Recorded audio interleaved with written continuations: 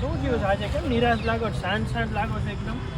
Actually એમાં થયું છે એવું કે હમણાં મારો ડિગ્રી પતી ગઈ અને હવે અત્યારે મારે કરિયરનો મેઇન ડિસિઝન લેવાનો છે. તો એમાં ખબર નથી પડતી કે કઈ જગ્યાએ કયો ડિસિઝન લઉં.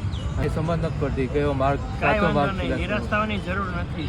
તમને એક જીવનનો માર્ગ બતાવું જેની તરીકે જેનાથી તમારો આપણો તારનાર થઈ શકે. મારી લાઈફમાં પ્રોબ્લેમ્સ બહુ છે પણ એમાં બધા મોસ્ટ ઓફ બધા ખોટું જ બોલતા હોય છે. એ વાત તો સાચી છે.